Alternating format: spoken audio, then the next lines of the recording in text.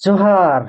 Birsa podcast में आप सबों का स्वागत। आज हमारे नए मेहमान के रूप में हमारे बीच उपस्थित हैं युवा दिलों की धड़कन अधिकृत सरना समाज जिला के पलामू के वाहन अध्यक्ष माननीय दादा मुखदेव उरांव हमारे बीच उपस्थित हैं और परिचित करवाएंगे। दादा जोहार। जोहार जोहार। बिरसा पॉडकास्ट में आपका स्वागत। धन्यवाद दादा। आज बहुत दिनों के बाद आपसे मुलाकात हुई।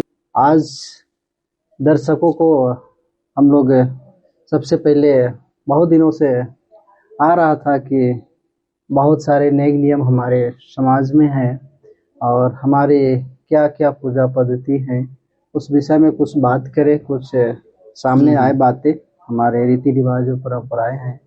तो आज जानना चाहेंगे सबसे पहले दर्शकों को अपने मुखार बिंदु से सर्वप्रथम परिचय दे बेहतर। बिरसा पॉडकास्ट के द्वारा हम सभी दर्शकों को जोहार जय धर्मेश कर रहे हैं। जय धर्मेश। मेरा नाम मुखदेव उरांव, पिता स्वर्गीय गणेश उरांव, ग्राम चियाकी महादेवमड़ा, थाना सदर मेदीनगर पलामू का रहने वाला हूँ। जन्म स्थल पलामू ही है, चियाकी ना? चियाकी महादेवमड़ा।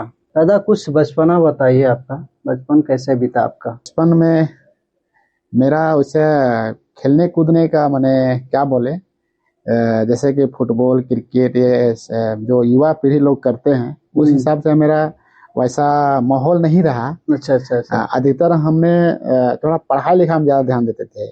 मेरे पिताजी, मेरे माँ पिताजी लोग गरीब लेखा में काम करने जाते थे। हमको पढ़ाई लिखाई करने में बहुत ध्यान देते थे। बाबू तुम हम लोग का भविष्य हो, तुम पढ़ाई लिखाई में ध्यान देना। स्कूल जाते थे आराम से, जहाँ ज्यादा लड़का लोग से मतलब वैसा दोस्ती नहीं था, बस जिससे मैंने एक दो गो लड़का लोग थे उसी लोग आना जाना, स्कूल आना जाना होता था।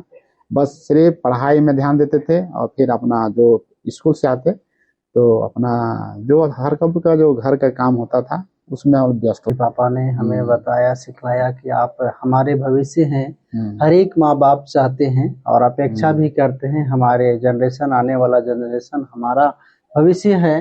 तो हम सबों से आग्रह करेंगे कि सभी लोगों को अपने माँ बाप की बातें माननी चाहिए और उनके मार्गदर्शन पे चलना चाहिए। आपने बहुत ज्यादा खेलकूद में ध्यान नहीं दिया, लेकिन देखा जाए तो उस समय का खेलकूद और अभी का खेलकूद में बहुत जमीन और आसमान और फर्क है। उस समय का खेलकूद लट्टू गुल्ली डंडा होका वगैरह वगैरह बहुत सारी चीज, अब वो चीज नहीं दिखता है। अब ज्यादा से ज्यादा दिखेंगे तो क्रिकेट फुटबॉल यही सब दिखेंगे, नहीं तो पहले वाला जो खेल है अब नहीं। आपका जो प्राथमिक विद्यालय है वो कहाँ से? प्राथमिक विद्यालय हमने अपने गांव से ही जी मठपुरी स्कूल, उत्क्रमित मठपुरी स्कूल नाम से है, गांव में ही स्कूल है। हम लोग 5वीं क्लास तक वहाँ हम लोग पढ़े लिखे। बाद उच्च विद्यालय गणेश लाला। अच्छा, थोड़ा सा 5वीं क्लास तक ना? तो थोड़ा सा जानना चाहेंगे 5 तक में कैसा अनुभव रहा आपका पढ़ाई का? मतलब देखिए, और किस किस प्रकार के दोस्त आपके थे? मेरा दोस्त वैसा हमारे गांव के एक दो लड़के लोग थे। जैसे 5वीं वहाँ से क्लास निकले, 5वीं क्लास तक ये था गांव में। वहाँ से फिर हम लोग अपना 5वीं पास करके अपना सर्टिफिकेट लेके उच्च विद्यालय डाल्टनगंज गणेश लाला अग्रवाल में एडमिशन करवाए। बाद वहीं से उच्च शिक्षा प्राप्त हम किए, मैट्रिक तक। थोड़ा सा जानना चाहेंगे 10th तक का आपका जो सफर रहा। काफी पढ़ाई में आप खेलकूद तरफ तो नहीं गए और पढ़ाई में आपका रुचि गया, मतलब कौन सा स्थान आए थे 10th में? मतलब कैसा अनुभव रहा उस समय का? हाँ, आपने सही बोले। उस समय हम लोग गांव में देखने को मिलता था लड़का लोग वैसा हम लोग से कोई सीनियर जूनियर रहते वैसा। हम लोग उस समय 2008 में हमने मैट्रिक पास किए थे। 2008 में। और उस समय कोई वैसा मतलब 1st डिवीजन से लोग बहुत कम में लोग आते थे। 2-3 गो दोस्त थे। अधिकतर हम लोग पढ़ाई लिखाई में लोग तीनों दोस्त में मतलब पढ़ाई लिखाई में ज्यादा ध्यान देते थे। हम लोग गणेश लाला अग्रवाल से जो मैट्रिक पास किए 2008 में, और फर्स्ट में हम लोग किसी टोला में चियाकी महादेवमड़ा बताएंगे, कोई वैसा लड़का लोग नहीं थे कि 1st डिवीजन लाए। हम लोग तीनों दोस्त थे और तीनों हम लोग 1st डिवीजन से पास किए मैट्रिक 2008 में। तो अनुभव हो रहा था, मैंने कोई इधर उधर घूमते फिरते थे कि बाबू तुम लोग अच्छा नंबर लाए हो, मैंने शाबाशी लोग देते थे। तो मैंने मन में होता था कि चलो हम लोग जो पढ़ाई लिखाई में ध्यान दिए तो कहीं ना कहीं हम लोग अभी लोग जो बोल रहे हैं जी। अच्छा शाबाशी दे रहे हैं। हाँ। वही था कि हम लोग थोड़ा ध्यान दिए तो थोड़ा डिवीजन से आपने अच्छा अंक प्राप्त करके अपने मम्मी पापा का, गार्जियन का हौसला को बुलंद किए। और आप पढ़ाई लिखाई कहाँ तक अभी तक का रहा आपका पढ़ाई का सफर जो है कॉलेज 10th के बाद का? 10th के बाद जेले है कॉलेज में हम गणेश लाल अग्रवाल स्कूल से पढ़े और गणेश लाल अग्रवाल कॉलेज में उसमें आइए मैं इंटर में के एडमिशन करवाए थे। बाद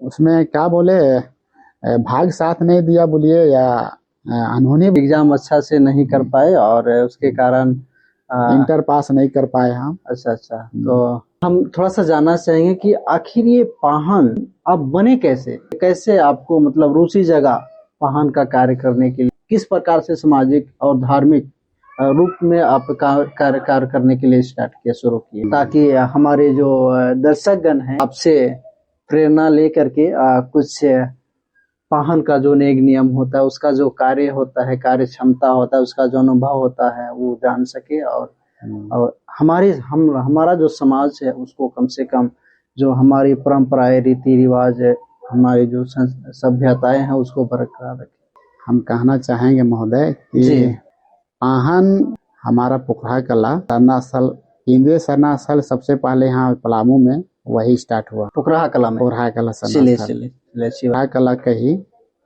रितेश बाड़ा दादा थे, हमारे चियाकी गांव का ही ओम प्रकाश लखड़ा। पहले तो वही लोग सरना जाते थे, मैंने हमसे पहले, वैसे भी हम लोग से वो सीनियर बैचलर में जी। ना कि एक बार उस सब अपना हम लोग के प्रार्थना सभा के हम लोग गांव में रखे हुए, मेरा गांव टोला से दूसरा टोला में प्रार्थना सभा चल रही थी, तो हमको अचानक मैंने चाला माँ का विनती प्रार्थना सुनाई दिया। बोले कहा इसे गा रहा है जी। हम घूमने चले गए तो वहाँ देखे कि लोग अपना गांव के ही लोग, माँ बहन भाई लोग बहन लोग विनती प्रार्थना कर रहे थे, तो उसमें हम भी शामिल होने के बाद हमको भी धर्म की विनती प्रार्थना अच्छा लगने लगा।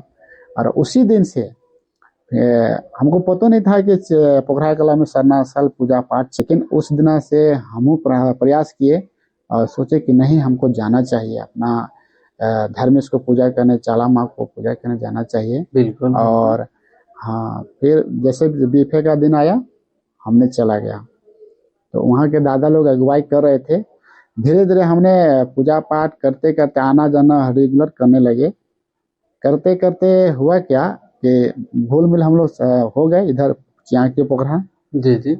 तब फिर उसी तरह धीरे चलते चलते हमारा समिति बना। समिति बनने के बाद पाहन में कोई हमको ऐसा समाज में बैठ के ऐसा कोई पाहन गांव में की बात बता रहे हैं जी। कोई हमको पाहन नहीं चुनाव किया।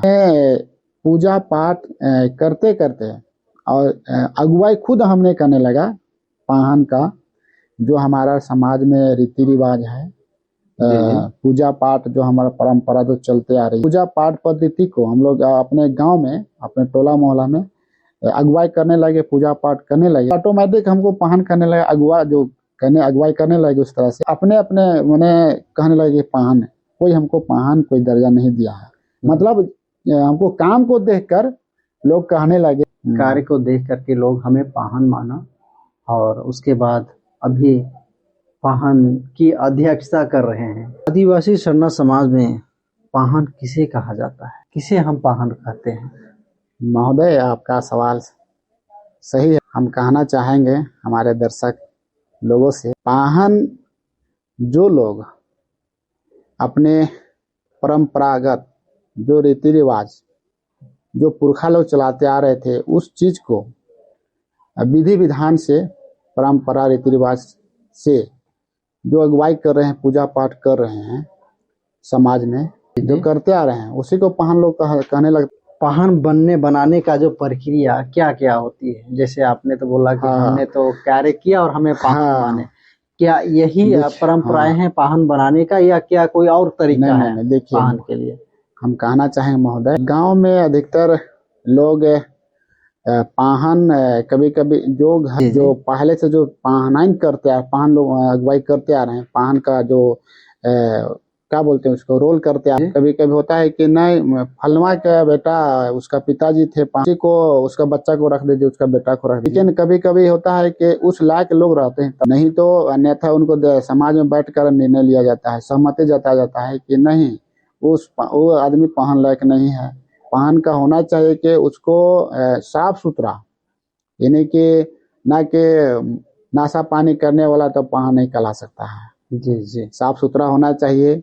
उस टाइप का अगुवाई कर रहा हो गांव में तो उसी को आदमी सहमति से, हाँ नहीं वो फलना आदमी है, वो सही काम कर रहा है, समाज के लिए पूजा पाठ सही नियम से कर रहा है, हमारा परंपरा हमारा संस्कृति को बचाने के काम कर रहा है ना। हमारे समाज में, आदिवासी समाज में सर्वप्रथम पहला त्योहार वो होता है सरहुल। सरहुल पूजा में पाहन की क्या भूमिका होती है? हाँ महोदय, आपने सवाल सही किए हैं। ये मेरा सवाल नहीं है, कि दर्शकों का सवाल है कि सरहुल पूजा में पाहन का क्या भूमिका होती है, पाहन किस कार्य? सबसे पहले हम कहें दर्शक लोगों से, देखिए पाहन जो पाहन है वो गांव का जो क्या बोले, गांव के लिए सुख शांति के लिए प्रार्थना करते हैं जी। जो गांव में खेती बाड़ी से लेकर प्रकृति का जो भी नियम है से अपना धर्म से चाला माँ से विनती प्रार्थना करते हैं कि हमारा समाज हमारा गांव सुख शांति रहे, अच्छा से फले फूले। चलिए अच्छी बात है। आप सबों हम सबों को सुन करके ये गर्व होना चाहिए। पाहन का जो कार्य है जो सरहुल में जो करते हैं, सरहुल पूजा में पाहन पूरे गांव और इस 84 लाख जीव जंतु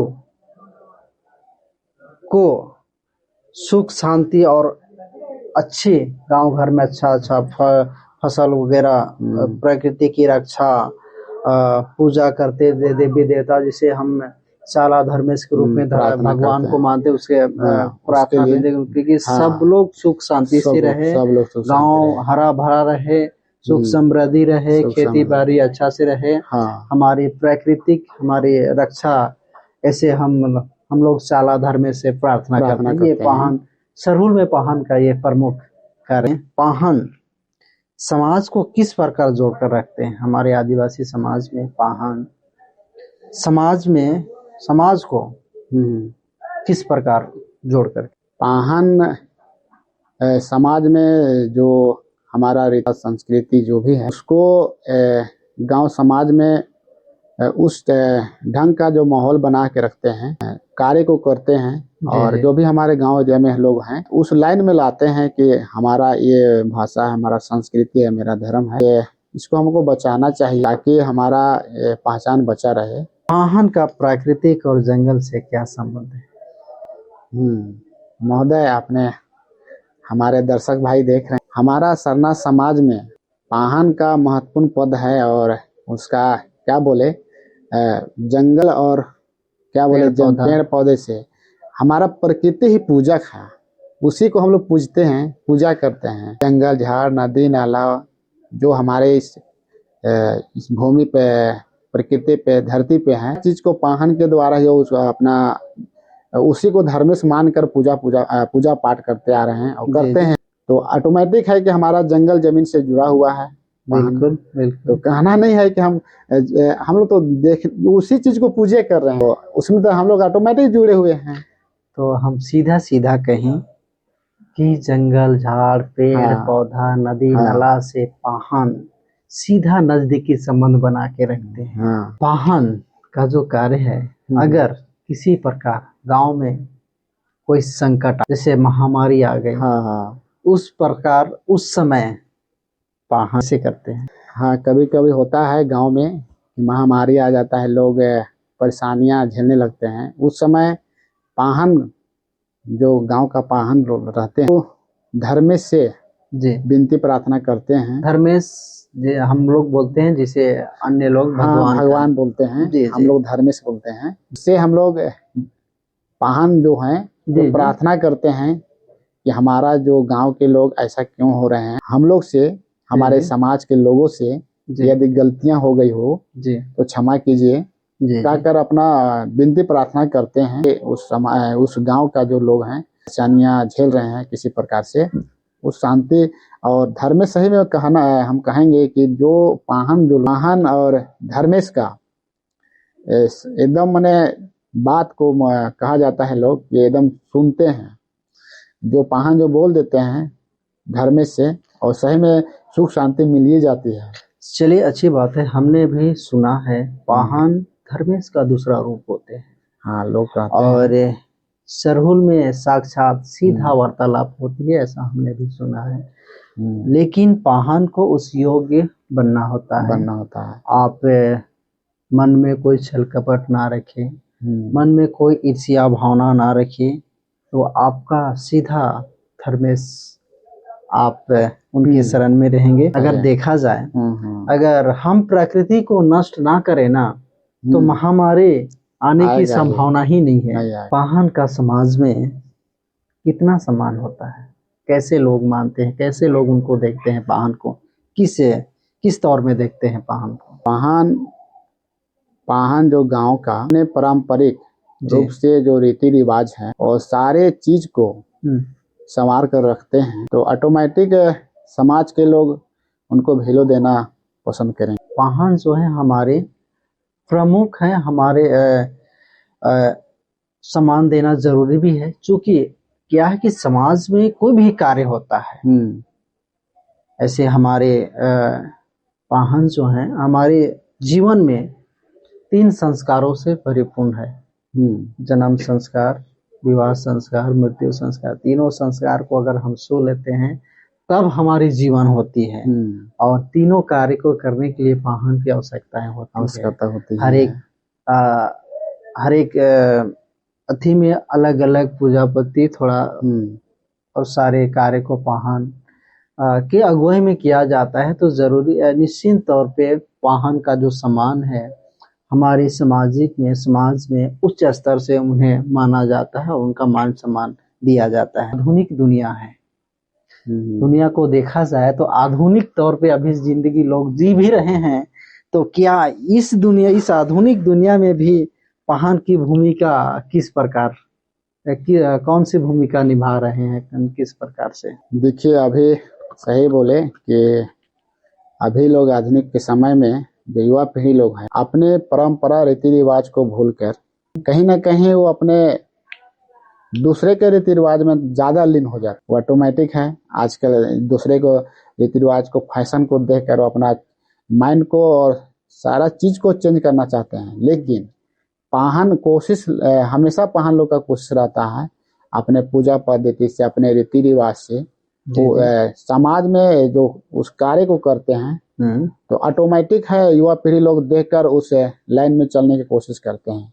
और अभी हम लोग को वही देखने को मिल रहा है कि जितने भी युवा पीढ़ी लोग हैं, जैसे हम लोग पाहन लोग जो अगुवाई कर रहे हैं अपनी परंपरा को, रीति रिवाज को कार्य में लीन होकर अपना उस मोड़ पर, उस लाइन पे, ऑटोमेटिक है कि युवा पीढ़ी लोग देखकर उस लाइन में आ रहे हैं। नए जमाने के लोग हैं और उस लायक कहीं न कहीं भटक जाते हैं। लेकिन हम लोग हमेशा कोशिश में रहते हैं कि हमारा जो परंपरा रीति रिवाज है, नगेड़ा बाजा जो भी है, हम लोग का संस्कृति जो भी है, उस लाइन में हम लोग कोशिश करते हैं कि हमेशा युवा पीढ़ी को प्रेरित करते हैं।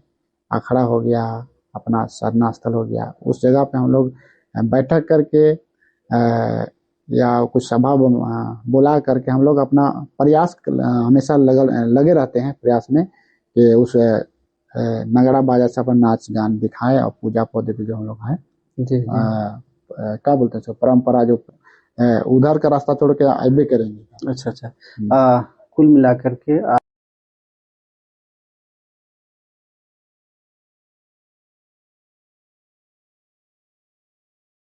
आप सभी युवा पीढ़ी को जानने की जरूरत है।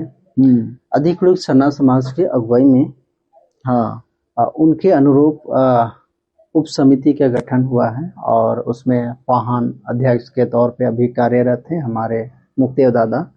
उनका कहना है कि युवा पीढ़ी को आगे बढ़ाने के लिए, हमारे भाषा, संस्कृति, धर्म, परंपरा, रीति रिवाज को अक्षुण्ण रखने के लिए हम लोग सभाएं करके उनको मूलभूत पूर्ण रूप से के प्रशिक्षण दे करके पाहन लोग को हम लोग आगे बढ़ाने का कार्य करें, चाहे वो विवाह का कार्यक्रम हो या कर्मा पूजा की कार्यक्रम हो, सरहुल पूजा के कार्यक्रम हो, कुछ प्रशिक्षण दे करके अपने अपने पलामू जिला के विभिन्न जो 16 प्रखंडों में हमारे आदिवासी सरना समाज लोग निवास करते हैं, उस फाहन करने के लिए, फाहन के उद्देश्य को जानने के लिए हम जो हमारी भाषा संस्कृति रिवाज जो बच सके ऐसे। अच्छा दादा, थोड़ा सा कुछ और सवाल, कैसे आखिर आप कैसे मैनेज करते होंगे गांव में काम, अपने घर को संभालना, समाज को देखना, फिर आपका ये पूजा अनुष्ठान रीति रिवाज, छठे सीलन हो, मरनी हिरनी हो, भूमि पूजन हो गया, गृह प्रवेश हो गया। देखिए, जो व्यक्ति पाहन हो या अगुआ, जो भी गांव का व्यक्ति अपना समाज के लिए जी, जो समाज को चाहेगा कि हमारा समाज गलत दिशा में चला जा रहा है, जी जी, तो अपना समाज को सोचेगा कि मेरा समाज भी अपनी भाषा, अपनी संस्कृति, जो हमारा रीति रिवाज पुरखा से चलती है, उसको पकड़ने के लिए जब तक अगुवाई नहीं करें तो नहीं कर पाएंगे। हमने सोचा है कि आखिर भाई परिवार तो सिर्फ एक अपना परिवार, एक फैमिली, अपना घर कहीं सिर्फ फैमिली नहीं है। हमारा टोला, गांव, मोहल्ला, जितना हमारा उरांव समाज, आदिवासी समाज है, मेरा तो सब फैमिली है, सब फैमिली है, कहीं ना कहीं हमारा समाज ही है जी, आदिवासी। यदि हम आदिवासी समाज, हम उरांव समाज कहीं न कहीं एक रास्ते पर, एक डहर पर चलने की कोशिश करते हैं जी जी, नहीं जी, तो ऑटोमेटिक है कि हमारा समाज आगे बढ़ेगा। जी बिल्कुल, हम लोग अपना प्रयास करते रहते हैं। और जहाँ तक हमारा मन की बात बताएं कि क्या बोले इसको, घर भी अच्छा से चल जा रहा है जी, घर में कृपा है जी जी, और हमारे बच्चे लोग भी अच्छा से पढ़ लिख रहे हैं, अच्छे स्कूल में। चलिए और हम भी अच्छे हैं, खुश हैं, समाज से भी खुश हैं, अपना फैमिली से भी खुश। समाज में कार्य करने के लिए दिल से इच्छा होनी चाहिए। अगर दिल से, मन से अगर इच्छा रहे तो हम कहीं भी रहें, समाज का कार्य करते रहेंगे, जिस हालात में रहेंगे। मन में होना चाहिए हमें समाज, इस 84 लाख जीव जंतु के बाद मनुष्य रूप में अगर हमें जन्म हुआ है तो कुछ सामाजिक कार्य को करके जाए, कुछ हम अपने छाप छोड़ के जाए, ताकि आने वाला युवा पीढ़ी या आने वाली जनरेशन याद करे कि आखिर मुखदेव पाहन कौन थे। सभी दर्शकों के लिए और अपनी इस आदिवासी सरना समाज के लिए, चाहे वो पलामू के हों या पलामू जिला के अन्य, झारखंड सहित, झारखंड प्रदेश सहित हमारे देश, पूरे हमारे आदिवासी समाज के लिए, जो भी इस बिरसा पॉडकास्ट चैनल को देख रहे हैं, सुन रहे हैं, उनके लिए आप क्या संदेश देना चाहते? हमारे दर्शक भाइयों से, और जितने हमारे दर्शक हैं देख रहे हैं इस वीडियो को, हम कहना चाहेंगे कि हमारा जो सरना समाज, जो पारंपरिक रीति रिवाज है, भाषा संस्कृति से लेकर पूजा पद्धति से लेकर, हमारे पुरखा लोग जो चलाते आए हैं, और उस प्रक्रिया को, उस पूजा पद्धति को, उस संस्कृति को, उस भाषा को हम लोग जब तक पकड़ के नहीं रखेंगे, तब तक मेरा पहचान नहीं बचा के रखेंगे, तो पहचान क्या बचेगा। हम यह दर्शक लोगों से कहना चाहेंगे कि हमारा भाषा, संस्कृति, धर्म, ये सारा चीज को हम लोग को पकड़ के रखना हो। और अपना जो भी संस्कृति, भाषा जो भी है, हम लोग अपनी जो भाषा है, अपना भाषा में बोलना, धर्म है, अपना धर्म को, सरना धर्म को, अपना पूजा पद्धति को सही ढंग से हम लोग अपना गांव में, अपना समाज में करते रहेंगे, तो ऑटोमेटिक है कि हमारा समाज, हमारा पहचान बचा रहेगा। अस्मिता को बचाने के लिए हमें अपनी भाषा को बचाए रखना है। हमारे आदिवासी थाल में, संथाली हो में हो, खड़िया, सभी के जिसका भी अपनी भाषा है, वो अपनी मातृभाषा को